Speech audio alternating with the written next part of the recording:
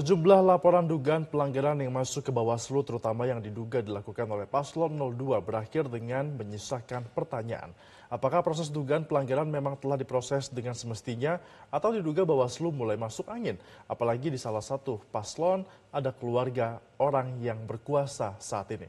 Kita akan membahas mungkinkah Bawaslu masuk angin bersama dengan pakar politik Prof. Ikrar Nusa Bakti yang sudah terhubung melalui sambungan Zoom bersama Ya. kami. Selamat pagi, Prof. Ikrar. Selamat pagi, Gemma. Selamat pagi, Brian. Selamat pagi, Prof. Ya, Prof. Ikrar sudah ada dua kasus yang dihentikan oleh Bawaslu yang di Batubara Medan dan juga yang di Gus Miftah yang membagi-bagikan uang. Bagaimana menurut Prof. Ikrar ini saat ini?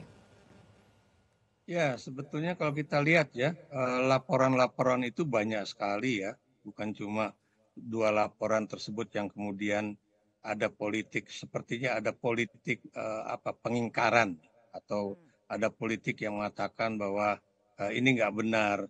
Kemudian faktanya tidak seperti itu dan sebagainya. Dan kita juga tahu ya, ada juga misalnya video yang memperlihatkan bagaimana kampanye di sebuah sekolah dasar ya, yang berisi pemberian susu dan makanan ya. Apakah itu juga bukan kampanye karena di situ juga ada gambar paslon nomor 2 ya. Atau kemudian yang kita lihat juga ya, terakhir tadi malam saya lihat itu presiden sedang membagi-bagi sesuatu ya, entah sembako, entah kaos ya, dan kemudian di belakang beliau itu ada gambar paslon nomor 2 gitu kan. Itu kalau nggak salah di daerah Banten. Nah, pertanyaan saya apakah itu juga pelanggaran atau tidak ya? Ini yang menjadi persoalan ini memang bukan persoalan bahwa KPU mampu atau tidak mampu melakukan satu pengawasan pemilu dengan baik ya, karena Bawaslu dalam hal ini, karena Bawaslu selalu mengatakan tenaga kami kurang ya, tapi bukan persoalan tenaga kami kurang, tapi memang mereka adalah orang-orang yang tidak memiliki power yang cukup ya, atau keberanian yang cukup untuk menyatakan bahwa ini adalah sebuah pelanggaran atau bukan pelanggaran. Kenapa demikian? Karena memang seperti yang tadi Metro TV katakan, karena memang ada seorang yang sedang berkuasa, ya, sedang berkuasa. Anaknya itu ikut di dalam pencalonan capres dan cawapres ini ya, dan kemudian menterinya juga ikut juga di dalam pencalonan calon presiden atau calon wakil presiden. Makanya kalau buat saya harusnya ada aturan satu ya, bahwa menteri kalau memang mencalonkan diri itu harus mengundurkan diri ya, tidak perlu jangan cuma cuti, sebab kalau cuma cuti ya, apalagi sekarang cuti juga dihapuskan ya, bahwa itu berarti masih bisa menggunakan kekuasaan atau penggunaan dana ataupun fasilitas pemerintah ya untuk melakukan kampanye-kampanye politik tersebut ya, seperti yang dilakukan oleh salah seorang menteri yang kemudian menjadi calon presiden dan kemudian menggunakan kendaraan milik negara gitu kan. Dan kemudian juga kalau kita lihat ya, mengapa ini juga perlu ada aturan mengenai bahwa presiden itu harus dikurangi kekuasaannya pada saat misalnya dia sedang mencalonkan anaknya menjadi calon presiden atau wakil presiden. Sebab kalau nggak begitu, itu penggunaan kekuasaan atau abuse of power itu boleh dikatakan sudah pasti akan terjadi. Dan kalau sudah misalnya penguasa melakukan itu sudah pasti yang namanya penyelenggara pemilu itu akan tidak memiliki keberanian untuk mengatakan terjadi pelanggaran atau kemudian terjadi hal-hal yang tidak baik ya. Saya beri contoh misalnya, sampai sekarang tidak ada itu pencabutan kampanye presiden untuk sebuah partai politik yang diketuai oleh anaknya. Dan kemudian tidak ada penghentian misalnya kampanye-kampanye beliau ke berbagai daerah ya, yang seakan-akan itu membagi bantuan sosial, tapi kemudian pasti televisi ataupun video itu langsung menyasar pada gambar ataupun baliho dari paslon nomor 2. Dan ini kan buat saya sangat tidak fair ya, sangat tidak fair. Makanya saya pernah mengatakan bahwa ini adalah suatu pemilihan umum yang tidak berimbang ya, tidak berimbang. Kenapa tidak berimbang? Karena salah satu paslon itu benar-benar didukung oleh presiden ya, dan kemudian dua paslon yang lain itu adalah orang-orang walaupun ada pejabat di situ, tapi tidak memiliki kekuasaan yang kemudian bisa membawahi aparatur negara ya, baik itu TNI, Polri, ASN, Satpol PP ataupun kepala desa ya. Jadi ini yang saya katakan bahwa ini memang suatu pemilihan umum tahun ini benar-benar pemilihan umum yang benar-benar bukan cuma asymmetric elections ya, atau yang tadi saya katakan pemilihan umum yang tidak seimbang, tapi juga pemilihan umum yang penuh dengan pelanggaran-pelanggaran Ada atas pelanggaran-pelanggaran, kaedah-kaedah Prof. Ikrar, pemilihan. yang terjadi kalau Anda Ya, katakan bahwa ada abuse of power di balik daripada salah satu paslon tersebut, yakni adalah orang berkuasa di negeri ini. Apakah mungkin ada tekanan di Bawaslu sehingga lambannya proses pengadilan daripada pelanggaran pemilu ini di Bawaslu begitu lambat? kalau buat saya pasti ada, walaupun mereka pasti akan menyanggahnya ya, karena sekarang yang terjadi adalah itu tadi saya katakan politik pengingkaran, politik penyanggahan ya. Jadi kalau udah ketahuan baru kemudian disanggah ya, termasuk juga misalnya baliho-baliho yang ada foto anggota militer di situ. Kalau memang ada foto anggota militer dalam suatu misalnya di tengah sawah ada kampanye begitu, kan kita juga punya yang namanya Bintara Pembina Desa.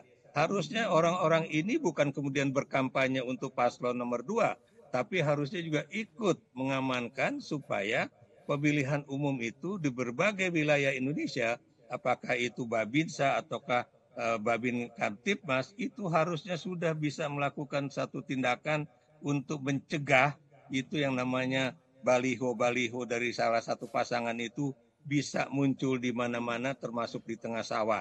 Dan kalau kemudian itu masuk di dalam apa istilahnya itu video yang viral, barulah kemudian terjadi penyanggahan. Kenapa itu tidak dilakukan sejak awal gitu? Maksud saya pencabutan ataupun penyanggahan itu sejak awal, tapi baru terjadi setelah video mengenai hal itu viral. Dan itu yang kemudian kita katakan bahwa disinilah Bawaslu itu tidak perlu ditakut-takuti, pasti mereka juga takut. Kenapa? Karena mereka berhadapan dengan kekuasaan, baik itu kekuasaan yang terkait dengan aparat penegak hukum ataupun kekuasaan yang terkait dengan misalnya yang orang nomor satu yang menjadi penguasa di negeri ini begitu. Baik. Iya, Prof. Ikrar, ini kan juga bukan hanya adanya pelanggaran dalam kampanye paslon tertentu ya, tapi juga ada penindasan dan juga intimidasi terhadap beberapa alat kampanye dari paslon lain seperti Anies Baswedan. Kemarin videotronnya informasinya kan diturunkan.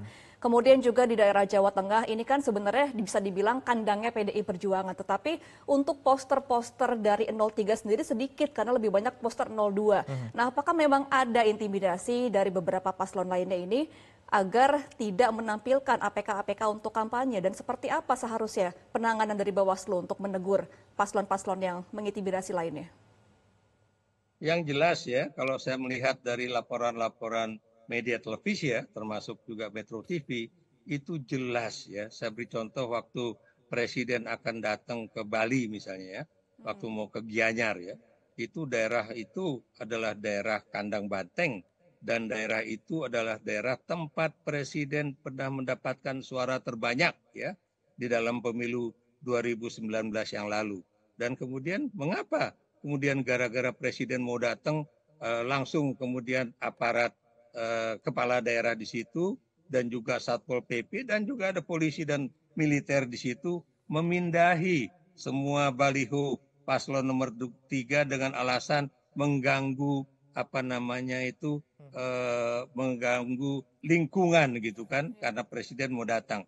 Pertanyaan saya, ini kan hajatan 5 tahun sekali.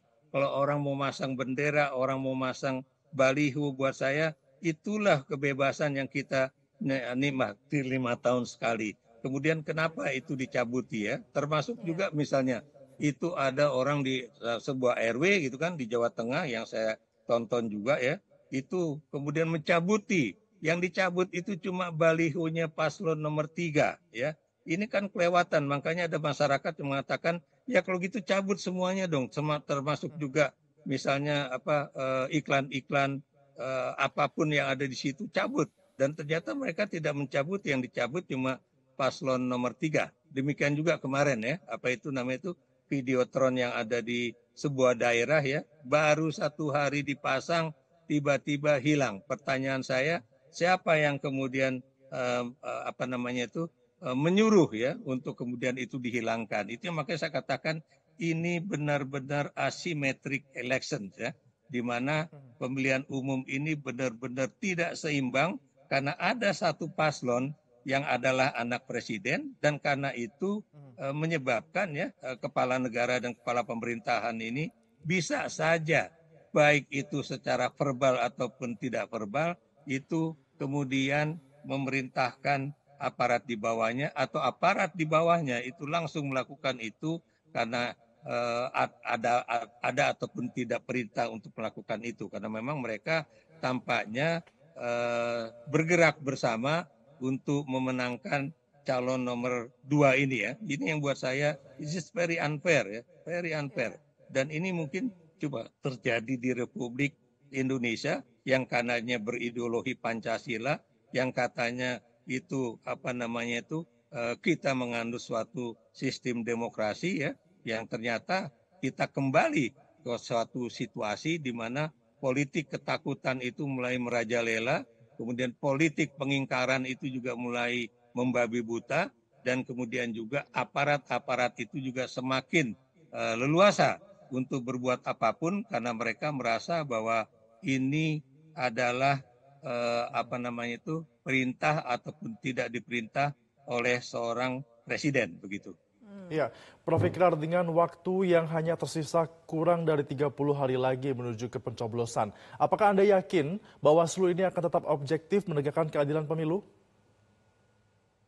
Yang sebetulnya kalau saya bicara dengan teman-teman yang selama ini aktif di bidang kepemiluan ya, seperti teman dari Perludem ataupun apa namanya teman-teman juga yang selama ini aktif di dalam pengawalan pemilu atau pengawasan pemilu, itu sebetulnya sudah meragukan apakah itu KPU ataupun Bawaslu ya ataupun DKPP itu sebetulnya sudah diragukan apa namanya itu independensi ya bahwa mereka akan bisa melaksanakan tugas-tugas ini dengan baik. Kenapa itu diragukan? Karena pertama itu adalah bahwa undang-undang pemilu untuk 2024 ini boleh dikatakan tidak ada ya, dan ini sekarang yang ada ini kan cuma apa namanya itu pengaktifkan kembali undang-undang yang dulunya sudah dibuat pada 2017 yang lalu ya untuk pemilu 2019.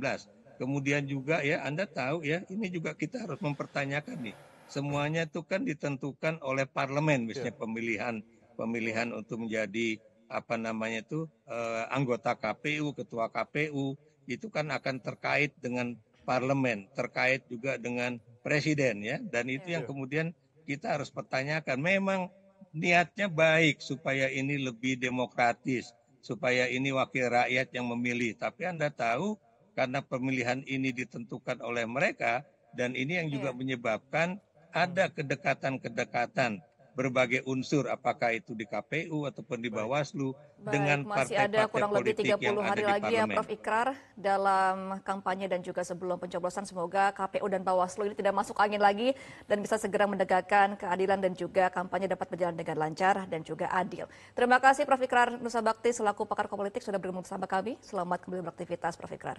Jelajahi cara baru mendapatkan informasi. Download Metro TV Extend sekarang.